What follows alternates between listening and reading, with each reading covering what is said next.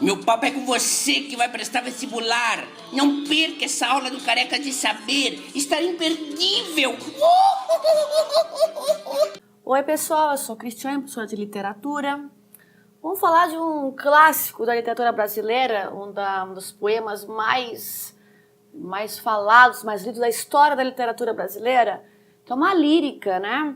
Marília de Dirceu, Tomás Antônio Gonzaga. É livro, né, de 1792. Lembrando, pessoal, que esta obra, né, ela vai ser muito cantada em sarau, em festas do século XVIII, XIX, XX, XXI, vai, né, saber até quando. Que é uma... E assim, o Tomás Antônio de Gonzaga, ele é um poeta, né, porque vocês sabem, no século XVIII, não se escreve romance ainda, se escreve tudo em verso, né? Então, se você vai escrever um livro sobre você vai escrever em versos, a parte literária, é claro, né? Então, aqui, nesse livro, Marília de Dirceu, o poeta Tomás Antônio de Gonzaga, ele vai falar sobre o seu amor por Marília. Para você entender um pouco essa obra, né, que ela é um marco, né? É uma obra que abre as portas para o romantismo no Brasil, abre, mas não é romântica. Vamos entender em qual estilo literário se insere essa obra. É uma típica obra do arcadismo. Lembrando, pessoal, que arcadismo é uma escola literária do século XVIII em que os poetas vão voltar à beleza clássica grega, à beleza ideal, e vão explorar uma temática muito mais ligada ao pastoralismo. O que é o pastoralismo? É o pastor que ele fica lá no seu pasto, passeando sem ambição, é aquele cara na boa. É a própria imagem de uma arete, de uma virtude grega. Porque assim, pessoal, essa escola literária, arcadismo, neoclassicismo na Europa, é uma escola literária que vem após a Revolução Francesa. Então, todo mundo sabe, se não sabe, vão pesquisar, a Revolução Francesa foi uma guerra, foi uma revolução civil contra os excessos de uma nobreza. Então, esse é um período histórico do século XVIII muito importante, porque o homem percebe que está no máximo dos seus vícios. O homem do século XVIII da nobreza é um homem viciado, é um homem vil, é um homem ambicioso, vaidoso. Então, a corte, a cidade contaminou o homem. Lembrem que um dos grandes filósofos da época é o Jean-Jacques Rousseau, que diz que o homem nasce bom, mas a sociedade o corrompe. Então, é um momento muito problemático na ideia de o que é um homem. O arcadismo é filho dessa época, é filho do iluminismo, que tenta, então, iluminar a mente do homem com bons valores. Então, o pastor vai apresentar esse homem que está abandonando os vícios e voltando à sua origem, né, do Rousseau, essa origem pura, e apenas através do fugere urbem é que vai acontecer isso. O que é o fugere urbem, pessoal? É fugir da cidade, ou seja, esse abandono da cidade. E, então, é muito moralista, né? E o bucolismo, tudo é bucólico, é tudo assim, uma temperatura fresquinha, é uma natureza tranquilinha.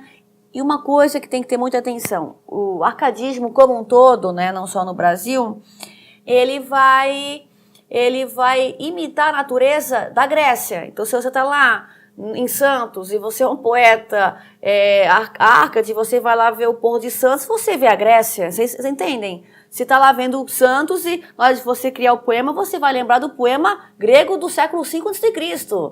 É altamente servo de uma tradição. A beleza ideal foi criada na Grécia. Cabe a nós apenas imitá-la. É muito louco, pessoal, isso aqui. Pois bem, isso é o arcadismo como um todo. Se eu falei que o arcadismo como um todo nasce na Revolução Francesa, olha só, no Brasil também não é diferente. Gente, vocês sabem que antes da Revolução Francesa, ou do Brasil, houve a Revolução Americana de 1777. Pois bem, aí começa a ideia de uma guerra civil, de uma insurreição do povo. Logo depois temos a Revolução Francesa, que é 1789. E olha só que logo, pessoal, 89, e logo depois temos um desejo também no Brasil de revolução, que é a Inconfidência Mineira, né? Porque que também está no mesmo ano da Revolução Francesa. Os intelectuais, né, estavam já lendo os autores iluministas, também tinha uma questão muito forte de Portugal, tá sempre exigindo todo o ouro que era produzido em Minas Gerais, Vila Rica. Então, claro que a elite estava muito incomodada com Portugal e queria se livrar de Portugal. Então, o que se faz? Deseja-se uma insurreição, deseja-se fazer uma revolução mesmo, né? E assim, ó, além do Tiradentes, que é o mais famoso, nós temos 2 poetas envolvidos na Inconfidência Mineira, Cláudio Manuel da Costa e Tomás Antônio de Gonzaga. Então, assim, por que essa introdução toda, né? O Antônio Gonzaga foi também um inconfidente. E aqui ele vai ser, né, um dos teóricos, um dos autores, um dos líderes da Inconfidência, só que vocês sabem, a casa caiu. Lá o Joaquim Severo dos Reis, ele vai delatar, o Tiradentes vai abrir o bocão dele, vai lá falar tudo e vai colocar na berlinda quem? Tomás Antônio de Gonzaga e o Cláudio Manuel da Costa. O Cláudio Manuel da Costa, que é um grande poeta também, vai se matar e o Antônio Gonzaga vai ser preso, vai também para a Ilha das Cobras, depois vai para a África, vai ser degradado e coisa e tal.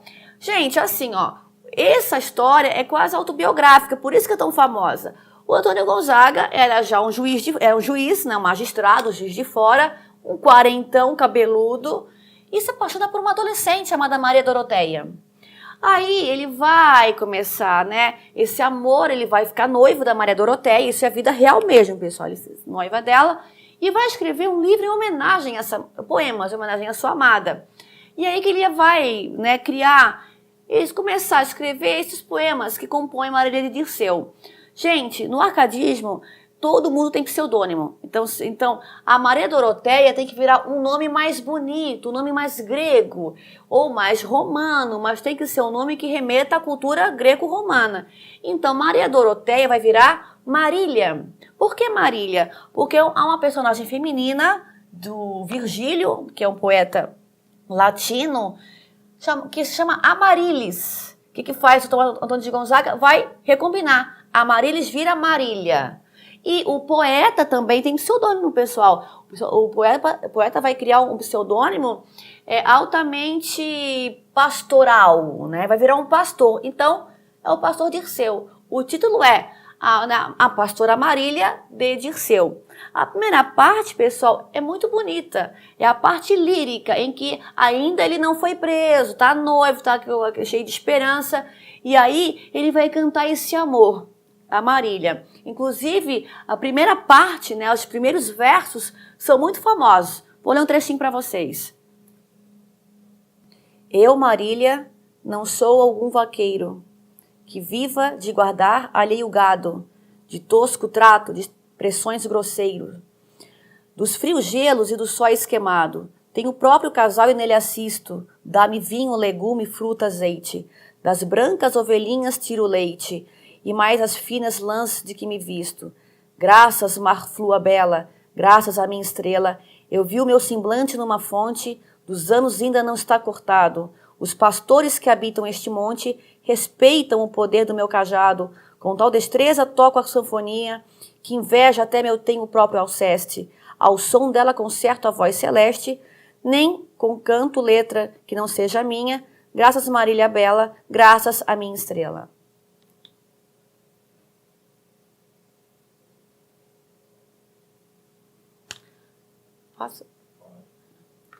Pois bem, pessoal, assim, se vocês prestarem atenção, leram aí bonitinho, percebem.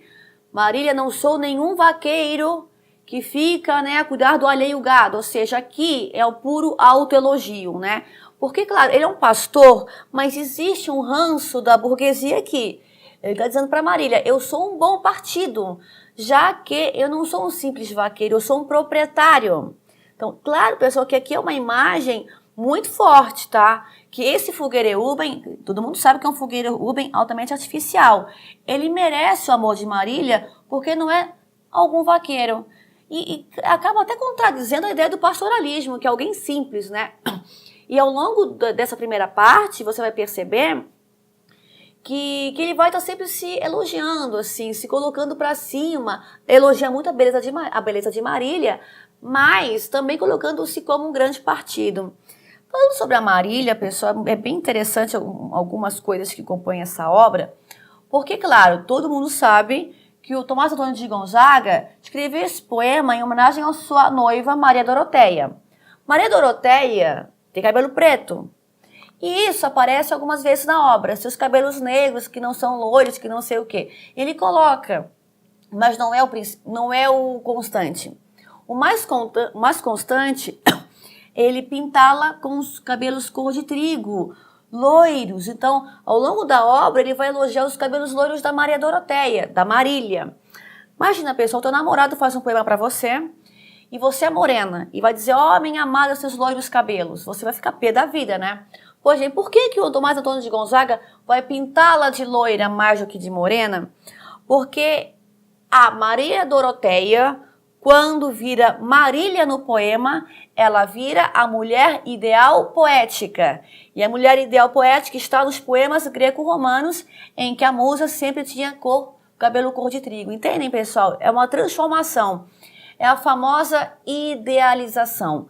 Quando eu falo em idealização, é tornar algo real muito mais irreal, muito mais mágico. Então, a Maria Doroteia vira alguém mais bonito. Só que assim, o cara ele não consegue às vezes manter o ritmo. Ele vai com o cabelo cor de ouro, cabelo cor de trigo e esquece. E vai lá cabelo negro. Então você percebe em várias partes do poema essa falha, porque é falha, pessoal. Ela só se tinha tinta de cabelo naquela época, não tinha. A falha é porque ele esquecia que tinha essa regra da loira, que era mais bonita, e esquece pinta de morena. Tá? Então tem essa questão bem interessante para você perceber como que o poeta Árcade, século XVIII, que ainda careta, coisa muito tradicional, ele vai pintar a paisagem e também a amada conforme o ideal grego. A beleza nasceu na Grécia, o resto já era, então você vai lá e copia. E a primeira parte é muito lírica, muito otimista, vamos nos casar. Pois bem, pessoal, até que ocorre a Confidência Mineira, todo mundo, né, a casa cai, todo mundo é perseguido e coisa e tal, caça às bruxas.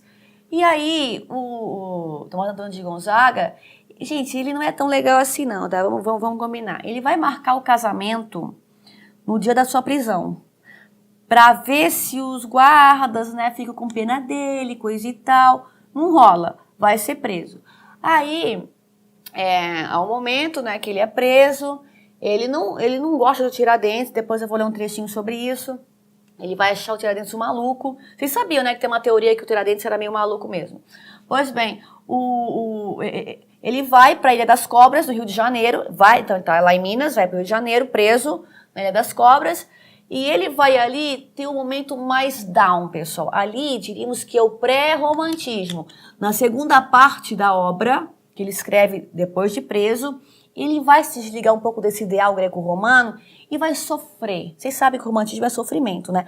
Então, ele vai começar a sofrer. E nessa prisão, ele vai ser um pouco mais autobiográfico e menos greco-romano. Porque é justamente esse momento em que ele vai falar da velhice, da solidão, do medo de perdê-la. Diríamos, pessoal, que a beleza disso é porque assim, gente, olha só que história fantástica.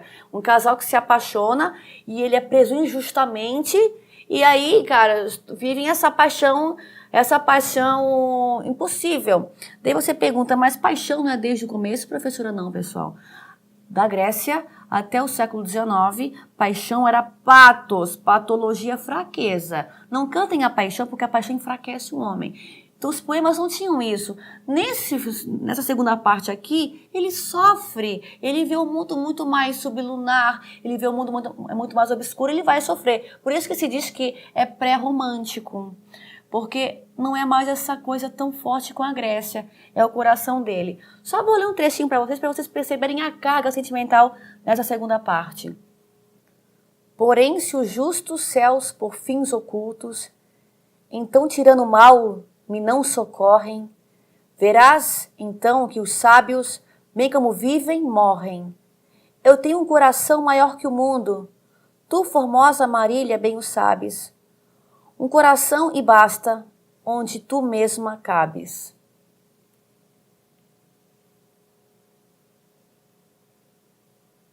Tá. Essa frase, eu tenho um coração maior que o mundo, vai ser famosa, porque no século XX o Drummond vai dizer, não, meu coração não é maior que o mundo. Então, se referindo a esse poema do Tomás. E, claro, ele vai ficar chorando as pitangas. Por que o mundo é injusto, a vida? É muito triste, pessoal, um poema muito bonito. Só que assim, pessoal, daí são como cartas que ele manda para Marília.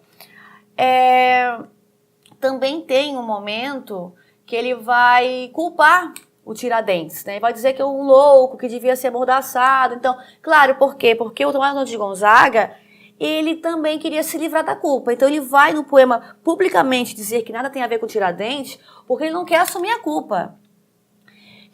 Só que aí, pessoal, tem uma questão bem forte na própria história do Antônio de Gonzaga, porque depois que ele vai na Ilha Pereira das Cobras, ele não vai ser assassinado. O único que vai ser condenado à morte é o Tiradentes, todo mundo sabe disso. Ele vai ser degradado, ele vai ser expulso do Brasil e vai para morar na África. E a cuidada da Maria Doroteia vai ficar esperando ele. Ela não casa, gente. Ela vai ficar ali esperando ele a vida inteira. Isso aqui é a biografia, não é o poema. Vai esperar o poeta a vida inteira. Vai ficar pra titia, solteirona. E o Tomás Antônio de Gonzaga, chega lá, ele vai conhecer uma moça. Uma moça que ela é filha de um homem com muito dinheiro. Gente, tchau Marília, já era. Ele casa com essa moça e esquece a Maria Doroteia, entende, pessoal? Então, é complicado, né? Ele foi um belo de um cafajeste, né, com a Maria Doroteia. Mas, pessoal, o que vale aqui muito a pena ter em conta, cai não somente sobre obras literárias, mas como estilo literário como um todo, é pensar, é uma obra Arcade, mas que já dá passagem para o pré-romantismo, é uma obra atravessada pela história, porque qual a história que atravessa esse poema? Inconfidência Mineira. Então diríamos que, pessoal, pelo lirismo, pela essa coisa da injustiça, da separação dos amantes, é uma das obras líricas mais famosas da nossa literatura. É isso, pessoal. Essa foi a nossa aula e até a próxima.